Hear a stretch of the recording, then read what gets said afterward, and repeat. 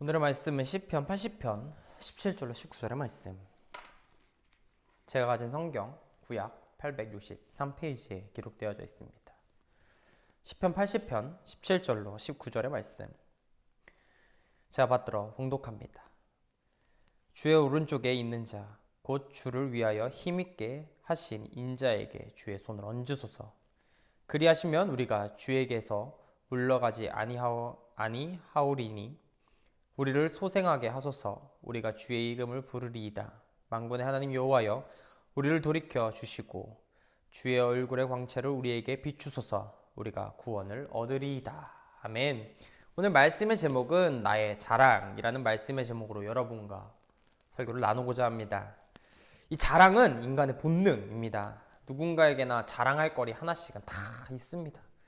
여러분은 어떤 걸 자랑하시며 살아가십니까?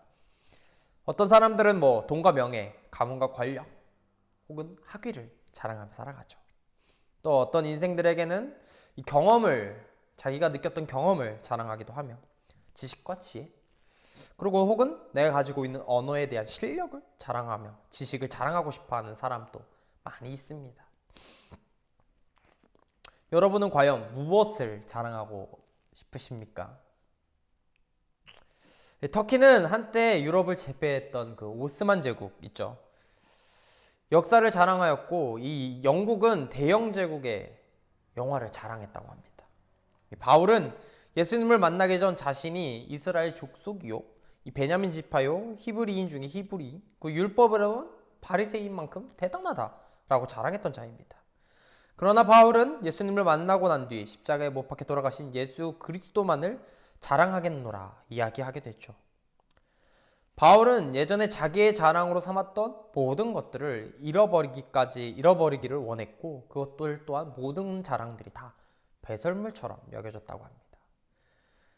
그럼으로써 바울은 예수 그리스도를 얻기를 간절히 원했다고 했습니다. 예수 그리스도만이 능력이고 예수 그리스도만이 모든 자랑의 원천이기 때문입니다. 여러분의 자랑은 무엇입니까? 오늘은 말씀을 통해서 우리가 자랑해야 할 부분이 무엇인지 알아보고자 합니다. 나의 자랑이 무엇인지 말입니다. 이 본편은 79편의 앞절인 이 80편 앞절인 79편과 마찬가지로 민족적 비극으로 인하여 아삽의 자손 가운데 한 사람이 민족을 대표하여 민족의 구원을 호소한 민족 애가 같은 시편입니다. 이러한 오늘 본 시편의 민족의 슬픔을 담은 노래로서 5번째로는 등장하고 있고, 그 역사적 배경에 대해서는 본시의 유다 혹은 예루살렘이나 시온이라는 언급이 전혀 없다라는 점에서 조금 독특함을 갖고 있죠. 오직 요셉, 에브라임, 베냐민, 므낫세 등 북이스라엘 소속 지파들이 언급되고 나오는 것만 있다는 점에서 이 구약 성경의 헬라어 역본인 70인역을 보게 된다면 표제에 나와 있듯 아수르의 관한이라는 말이 첨가되어 있는 점을 참고하여서 생각해 보자면요, 아마도 기원전 722년 아수르에 의하여 북이스라엘 멸망한 사건으로 보는 것이 일반적인 시선이자 견해라고 합니다. 바로 이러한 시선에서 오늘의 시편이 쓰였다 해도 볼 수 있겠죠. 17절 앞절인 이 16절의 말씀에서는 이 포도나무가 불타고 베이는 등 그러한 것들을 이미지를 사용하고 있다는 점에서 조금 독특합니다. 8절부터 등장했던 이 포도나무 비유를 통해서 이야기하고자 했던 것은 무엇이냐? 이스라엘이 얼마나 처참하게 파멸당하고 사륙당할지를 보여주고 있는 이미지를 그들에게 매우 상세하면서도 직설적으로 비유하고 있는 것입니다. 이제 이어지는 이 오늘의 본문의 말씀은 이러한 이스라엘을 회복시켜주기 위해 하나님께 간구하는 그들의 간절한 마음이 등장하고 있습니다. 또한 주의 손을 얹어달라는 표현은 단순히 머리에 손 얹는 것이 아니라는 것이죠. 바로 자신에게도 권능과 능력이 있게 해달라는 표현입니다. 그것은 하나님 당신을 위하여 이스라엘에게 권능을 베풀어 주소서와 같은 의미라는 것이죠. 이러한 표현으로 볼 수 있듯 이스라엘이 당하는 이 고통은 이스라엘에게만 마치는 고통이 아니라 이스라엘 백성을 택하시고 그들을 사랑하시는 하나님에게도 동일하게 느껴지고 느낄 수 있는, 주님 또한 아파하는 마음이 느껴지는 것이라는 겁니다. 자신이 사랑하시고 자신의 아들을 내어주실 수 있는 나의 사랑하는 자녀들에게 이러한 고통을 주시는 아버지의 마음은 오죽 아파오셨겠습니까? 그들이 당하는 파멸과 재난, 그들이 당하는 수치와 고통, 그 모든 것들로 인하여 하나님이 느끼시는 고통 또한 감히 우리가 판단할 수 없을 것입니다. 시인은 그뿐만이 아니었습니다. 자신들이 받고 있는 고통도 중요했고 주님의 보시기에도 마음 아프신 상황이 안타까운 것도 너무나 중요했지만 주님의 이름이 우리들의 죄악으로 더럽혀지는 것들을 매우 언짢게, 매우 힘들게 여기셨다는 것입니다. 그렇게 자신들을 구원해달라고 이야기했다라고 볼 수도 있겠죠. 바로 이게 포인트입니다. 나의 힘듦과 어려움이 아니라 주님이 겪으실 고난과 어려움에 포인트가 있다는 것입니다. 저나 여러분도 마찬가지일 겁니다. 자신에게 다가오는 고난, 이 고난들은 쉽사리 잊어버리고 살아가는 것은 쉬운 일이 아닙니다. 나의 고난이 가장 힘들고 어려우니까 당연한 거겠죠. 삶을 살다 보면 누구나 힘들고 어렵다라고 이야기합니다. 하지만 그 모든 것들이 나와 별개이게 되는 순간 전혀 그런 감정을 느끼지 못합니다. 반면 나에게는 너무나 힘든 일이 남들에게 봤을 땐 별 볼 일이 아닐 수도 있어 하는 것이죠. 즉 나에게 찾아온 그 고통은 누가 보건 어떻게 보이건 상관없이 나에게 있어서 가장 힘들다는 것. 그 어려움이 가장 나에게 아픔이었다는 것입니다. 당연한 걸 거예요. 우리의 고통과 고난이 별것이 아니라고 무시하는 것이 아닙니다. 중요한 것은 우리가 나아가야 하는 방향에 대해서 이 고민하자는 것입니다. 나의 고난도 중요하지만 그들이 그것을 같이 아파해주는 주님, 이웃들이 있다는 것을 우리는 깨달아야 해요. 나의 고통과 고난의 말입니다. 그리고 본문에 등장하는 백성들이 고통 가운데서도 포기하지 않고 주님을 찾고 기도하며 나아갔던 모습을 우리는 조금 상기시켜야 합니다. 우리도 과도하면 주님에게 다시 한번 일어설 수 있는 힘을 달라고 이야기합니다. 그들이 간절히 기도했던 것처럼 말입니다. 그리고 고통을 없애게 해달라고 이야기하는 것뿐만 아니라 그 고통을 견디고 이겨낼 수 있는 권능과 능력을 달라고 우리는 기도해야 한다는 것이죠. 고통은 피하고 도망친다 해서 사라지는 것이 아닙니다. 견디고 이겨낼 수 있는 힘과 능력을 갖출 때 그 고통으로부터 벗어날 수 있는 것이겠죠. 피한다고 모든 어려움이 다 피해지면 좋겠지만 삶이란 그 모든 어려움을 다 피하며 살아갈 수 없습니다. 그렇게 우리는 우리의 삶에서 가장 중요한 것, 바로 이겨낼 수 있는 권능과 능력을 갖추는 자가 되어야 한다는 것입니다. 28절을 보면 시인은 하나님께서 자신의 기도를 들어 주셔서 이스라엘을 구원해 주신다 하면 다시는 주에게서 물러나지 않을 것이며 주의 이름을 영원히 부르리라 다짐하죠. 근데 여기서 좀 역변이 좀 잘못된 모습이 보여요.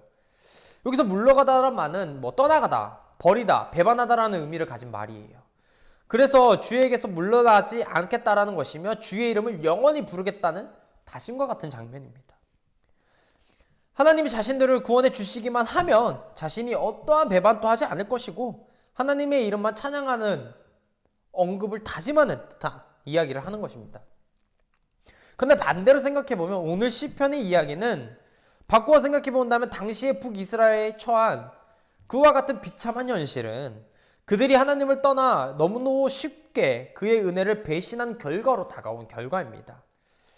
그들은 하나님이 그들에게 베푸신 은혜를 배반하고 오직 자기들만을 위하여 살았으면 하나님께 드려야 할 찬양을 우상에게 드리며 살았다는 것이죠. 그리고 그것이 하나님의 진노를 일으켜 자신들에게 가져온 파멸에 대해서 실로 이스라엘 사람들은 파멸이 그들에게 외적인 힘이 없었기 때문은 아니라는 것을 깨닫지 못했다는 겁니다.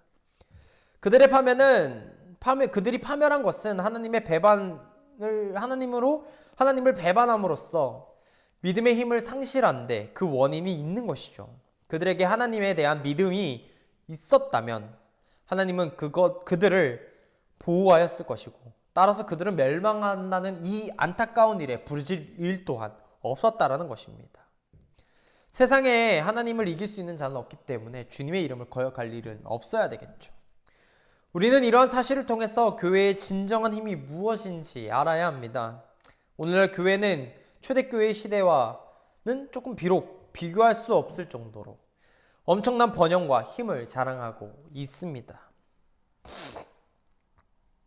오늘날의 기독교가 힘이 없어서 망하거나 어려워지는 경우는 없어요. 그러나 오늘 기독교가 아무리 번영하고 있다고 해도 그것이 교회의 안정을 지켜주느냐? 아니라고 저는 장담할 수 있을 것입니다. 왜냐하면 교회를 진정으로 힘있게 하는 것은 그러한 외부적인 요인이 전혀 아니라는 것이죠. 역사학자들은 북이스라엘을 최고의 전성기에서 언제쯤이었느냐라고 보고 있을 땐 바로 오므리와 아합의 때, 즉 오늘 본문의 말씀이 등장하는 때라는 것입니다. 북이스라엘의 역사상 그때보다 막강한 힘과 경제적인 부유를 소유했을 때가 없다라는 것이죠. 그러나 성경은 그때야말로 가장 타락한 시대, 저주받은 시대라 이야기하고 있습니다. 사실 북이스라엘의 멸망은 북이스라엘 멸망의 역사는 가장 번성하였던 오므리 왕조 때부터 가속화되어 결국 호세아 왕 때 패망에 이르게 됩니다. 이러한 사실을 보여주는 것처럼 교회의 힘, 나의 자랑, 성도의 자랑이란 외부적 요인에 있지 않다는 것입니다. 즉 많은 교인의 수, 사회적 영향력, 경제적인 부에 있다는 것이 아니죠. 교회의 진정한 힘은 어떠한 상황에도 하나님을 배반치 않는 믿음의 인내가 있어야 한다는 것입니다. 그러므로 우리는 외적인 요인에 인하여 자만하거나 하나님의 관계를 소홀히 하지 않아야 합니다. 마치 이스라엘 사람들처럼 말입니다.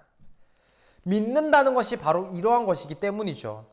우리의 자랑은 오직 그리스도만으로 나와야만 하며 이는 우리의 인생에서 잊지 않고 살아가야 하는 가장 중요한 부분이라 이야기할 수 있을 것입니다.